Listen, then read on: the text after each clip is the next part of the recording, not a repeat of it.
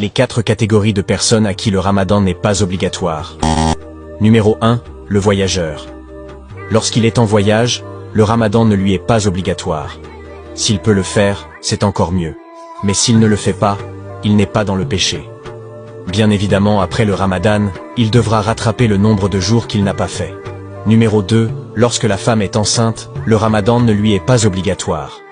Elle a le droit de jeûner si elle sent qu'elle est capable, mais si elle ne jeûne pas lorsqu'elle est enceinte, alors elle n'est pas dans le péché.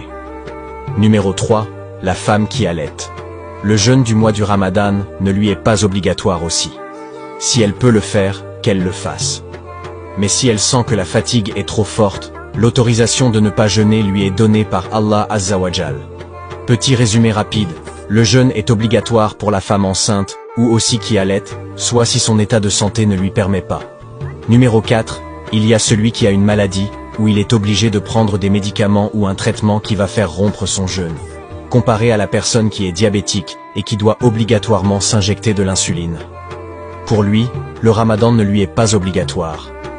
Par contre, si c'est une maladie chronique, donc tu ne pourras pas rattraper le jeûne comme les catégories précédentes, il devra payer la fidya.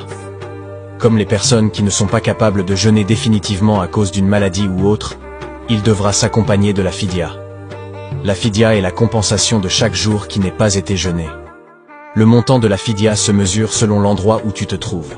L'idéal est de demander aux personnes de science qui se trouvent dans votre région, afin de connaître le montant exact de la fidya. J'espère que vous avez bien compris mes frères en islam. Bon, ne garde pas ça à toi seul. Partage avec les autres.